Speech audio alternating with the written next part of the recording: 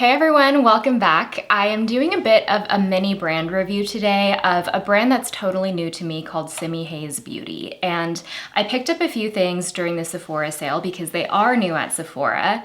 And I had my eye on them. I think I learned about them maybe like this summer or a few months ago. And I'd been following them. They have a really interesting minimalist, but also slightly futuristic aesthetic. And so when they came to Sephora, the sale was on, I was like, all right, this might be a time to try out some of their products. I really haven't seen many reviews of this brand, so I wanted to dip my toes in, see what they're about. So I grabbed two shades of their Solar Tint Blush Duo. This is the shade Red Canyon Red Moon, and this is the shade Canyon. And Red Moon is described as like a red brown. Canyon is described, I think, as like a peach sort of shade. And these are dual-sided pans. So one side is radiant and one side is matte, and these are both creams. This packaging is super unique. I don't think I've felt anything quite like this. It's plastic that mimics the feeling of stone. So it has this almost like slightly translucent marble-like quality to it. That is the compact, and those are the pans right there for Red Moon. Here is the shade Canyon. Then I picked up two shades of their Velvet Blur Matte Lipstick Balm. Kind of confusing. You're like, is it a balm? Is it a lipstick? I grabbed two shades. The first is the shade Windburn. This is the packaging for these. Super cute. Again, it's that marble feeling plastic. And Windburn is also like a pinky brown. It's actually very, very similar in shade to that Red Moon blush compact. And I picked up the shade Peach, which is a peachy pink. And that's what that looks like. These are $32 each. They're 3 grams, so 0.1 ounces. And I did look this up because I think there was some critique around these in terms of their price per volume or like price per ounce. And this is basically the same size as the Armani Lip Powers, which are also 3 grams, 0.1 ounces. I don't know if they were maybe mislisted on the Sephora website, but they're not that much more expensive, or they're pretty on par with other lip products in this price range, I guess. I also picked up their Sun Flush All Over Tint, and this is described as an all-over face tint liquid blush. So it's a liquid blush you can use on your lips, on your eyes, but primarily its formulation is for the cheeks. And I grabbed the shade Sand. Looks like this, very cute again. The shade Sand is described as a tan. It's a pretty warm orangey tan, in my opinion, like a caramely tan. This is $35. It's 0.09 ounces, so 2.6 milliliters.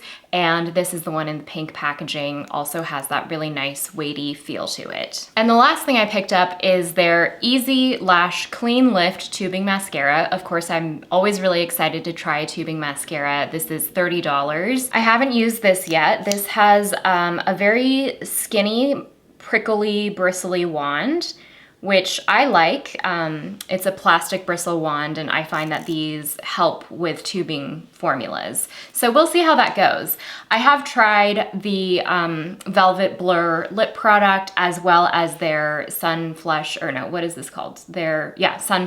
Over Tint, but I haven't tried the cream blushes or the mascara yet, so we'll try everything out together. Let's start with the cheeks because I obviously have 3 different cheek products. I am going to try to use them all in different ways. Because I've tried the Sun Flush in Sand before, I feel like I can use this, or I can get away with this on my skin tone as almost like a warming, not quite bronzer, but like something to warm up the perimeter of the cheeks. From what I've tested so far, this is a very forgiving liquid blush. in that it is a very sheer product. So I'm going to apply it. Let me pull you in a little bit closer so you can see what it looks like on the skin. I have found with liquid blushes that I like to actually apply it to the back of my hand. And then I like to take a brush and pick it up off the back of my hand. And I find that gives me the most diffused application. So there's the shade Sand. It's a really beautiful, like I mentioned, warm, slightly orangey undertone, peachy tan. I'm gonna grab my BK Beauty A507. So then I take the product off the back of my hand and I work it into the brush. And I'm just going to lightly work it into like the edges of my temples, almost basically where I would apply bronzer. Like I mentioned, this shade is really sheer. I only grabbed one shade of this, so I can't speak to the other shades, but it is really sheer. I don't think it would show up on deeper skin tones, but it is a really forgiving liquid blush formula if you are new to liquid blush, or if you want something that's kind of mistake-proof, easy to apply. You can already see it's a very sheer wash of color. I'm picking up a little bit more. This is described as a matte finish. I don't really think it's very matte. I think it's more of just like a natural finish. It's not powdery, it's not dry, but it's also not really dewy either. Obviously, I have my base makeup on, but it's not adding more luminosity. It's also not looking more powdery. I'm going to stop there just because I have 2 more cheek products to apply. But I do want to say I have tried applying this on the eyes. I did this in Instagram stories, just like a quick first impressions this weekend. And I found it very, very sheer on the eyes. So I would not really use this as a liquid eyeshadow personally, unless you like a very, very natural makeup look and you almost don't want it to look like makeup, but you want it to look cohesive with your cheeks. There is a world in which people want that kind of like sheer wash of color on the eyes, and it was pretty. It's just not enough of, it's just not enough pigmentation for me to imagine this as something that I would reach for again and again for the eyes. But I like it on the cheeks. It's very easy to use, very easy to blend, and very beginner friendly. And I also like this kind of shade, so obviously I had to pick it up. Then let's move on to the Solar Tint Blush Duos. I really like the packaging of these. I just have to say, I know I'm a sucker for good packaging, but it is so intriguing and interesting, and there's something very sculptural to this. It does feel a little bit more high-end and luxurious than I think the pictures sometimes convey. So like I mentioned, you get 2 different formulas in this cream cheek duo. You get a radiant side and a matte side. The radiant side has a bit of shine to it in the compact, and the matte side has almost this like velvety texture across the top. Red Moon actually looks a lot deeper in person than I anticipated, and I am happy to see that considering how sheer the Sun Flush, I keep forgetting what this is called, the Sun Flush, considering how sheer this was, I was happy to see a little bit more depth and pigmentation with these shades. So that is the dewy side and that is the matte side. And the matte side is really interesting. It doesn't even feel like a traditional cream. It is that like hybrid, bouncy sort of texture. If you like a real berry flush or even that like bitten, frosty cheek sort of look, like you've just come in from the snow, this is a perfect shade for that sort of look, but there is a bit of earthiness to it because there's a touch of brown in this shade. Because this was so deep, that's when I actually placed another order for this shade, which is Canyon. Canyon is called Nude, but it is kind of a mid-tone nudie pink, I guess you could say. Because I have 2 shades of this to use and essentially 2 formulas to use, I'm going to use Red Moon on the back of my cheek with the Airbrush Stipple Brush from e.l.f., which is now discontinued, very sad. So I'm going to apply this towards the back of my cheek. You can already see that's pretty pigmented. I didn't even pick up a lot of product. Oh, and this is the matte side, by the way. not grabbing any more product, I'm just going to tap that out. It's giving me a really airbrushed sort of blend, actually. I'm really happy with that. I think that's the nice thing about a creme to powder formula. Gonna do the same thing over here. Just add this towards the back of the cheek. I think you can see like how pigmented this is. I'm really not picking up a lot of product here. This would be beautiful on a deep skin tone as well. Because I used the matte shade in Red Moon, I think I'm gonna go in with the dewy side in Canyon. So I am going to pick this up with my Smith 131, and let's see how this applies with a brush. The dewy side definitely feels more sheer than the matte side, and you can even tell that from my swatches that I did on my hand. I'm actually gonna switch over to my Phytosurgence Sky Buff. I feel like this texture might be better for this formula. It's definitely dewy. You can see it's adding shine, like it's reflecting back light. It is a really pretty, very wearable shade, everyday kind of shade for my skin tone. I wonder what would happen. I might actually flip the brush over and take the matte side and kind of top it over to see if that might help set down this blush.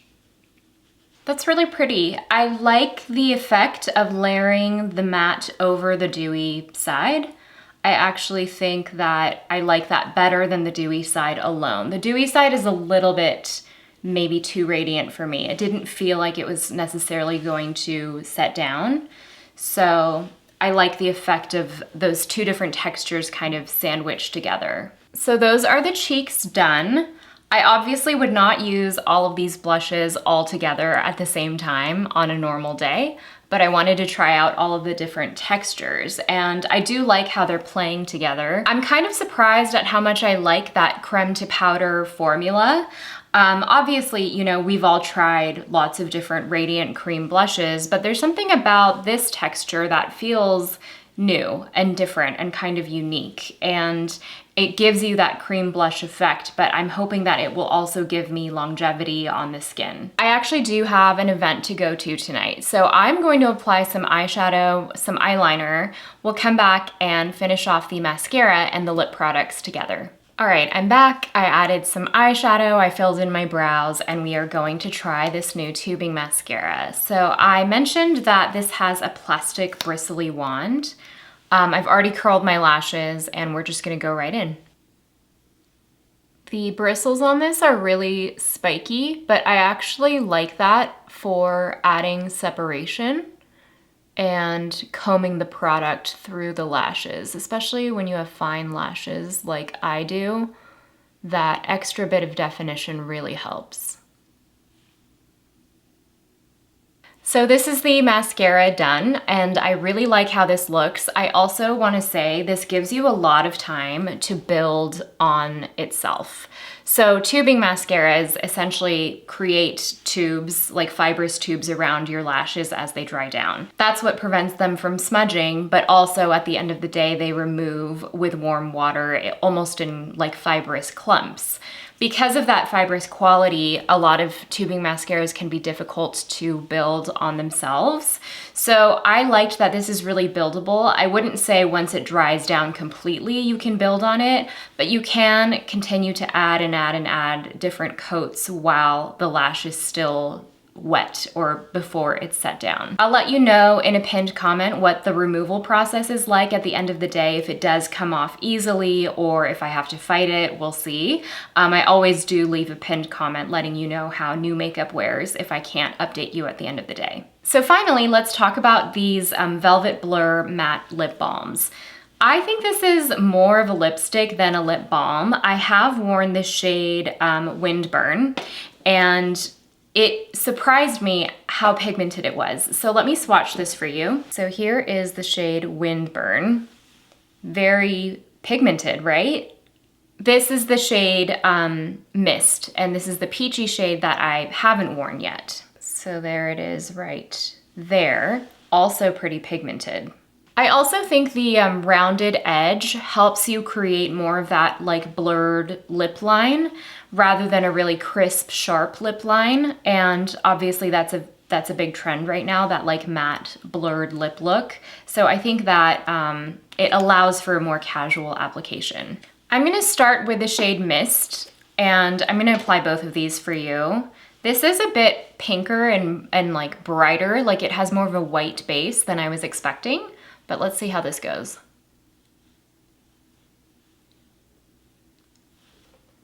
Wow. This shade is not what I was expecting. This looks, I mean, on my skin tone, it looks like a blue-based pink, almost like a Barbie pink. And I think it's because there is white pigment in there to make the pink look a little bit brighter. And it just looks strange on my skin tone. I mean, I do have a golden, warm skin tone, so it could just be that it's clashing, but it does not look good on me. And I also feel like because of the white pigment in this shade, you can really see my lip lines. Like, I don't know, there's something about it that's really sinking into my lip lines and aging the look of my lips. So I think this shade is a pass for me. I have worn the other shade Windburn though, and I like it, so let's try that one on. There's something like very 60s about this, but like not in a cute way on me anyway. Wow, I haven't had a lip color that I dislike that much, that quickly in a long time. Okay, on to the other shade Windburn, and this is like a rosy brown. So this is much better. It doesn't have as much of that white pigment look that makes it look almost like fluorescent. I think the trick to this kind of silicone-y, modern matte, velvety formula is to not over apply. Because these formulas do tend to be higher in silicones and have more of that velvety slip feel, the more you apply, the more they are prone to looking cakey on the lips. So you wanna get like a thin sheer layer and blur it out rather than applying a lot of product. I actually even like to take a lip brush to create that feathered, blurred lip look. And it's kind of the opposite of an effortless lip, even though the end product is to create this really easy, blurred out, like lived in lip look. But I like to be precise with it personally. So that's the lip look. And again, I really do feel like this is more of a lipstick than a lip balm. It just has way more pigment than I would expect from a lip balm. And this is just one layer, but this is also the kind of shade where the more you layer it on, the deeper it looks, and it starts to get deep pretty quickly because the pigment is so rich. This is a look that's very much on trend, and there are lots of other formulas that are like this. For example, the MAC Velvet Kiss formula, those slim bullet lipsticks. I just got the Dior Rouge Forever lipsticks. That's very much like that. The Say Lip Blur lipsticks. I think Freck just launched another velvety lipstick. So this kind of look is very on trend. It's very much a thing for fall, winter. And I think it makes sense, right? Like you're maybe wearing more vampy lipsticks, more reds, you're going to holiday parties, you're going to family dinners. You want something that maybe has a little bit more longevity, but still feels comfortable on the lips. And this is definitely not like the matte formulas of, 2010. So matte formulas, I think, have come a long way. I have worn this out and about a couple of days now, and it is long wearing. It's not completely budge proof. If you eat and drink, it will start to fade towards the middle of the lip, but it is an easy formula to touch up. You can actually just touch up like the center of your lips after you drink something without disturbing the lip line, which I found kind of nice. It is not hydrating on its own. It's not going to add moisture to the lips, and you wouldn't expect that from a matte formula, but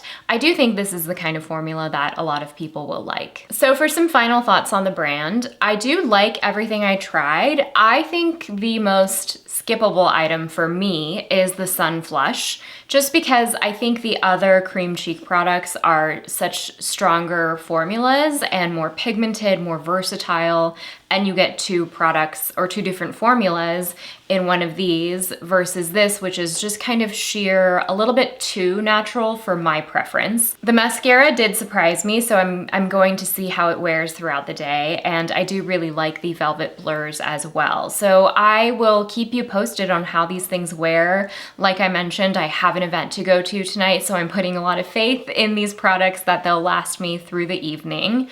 And I'll leave my review of everything and how things wore through the end of the day in a pinned comment below. For me, there were no obvious fails in the bunch. It was just products that I liked better than the others. So you'll have to let me know what you think.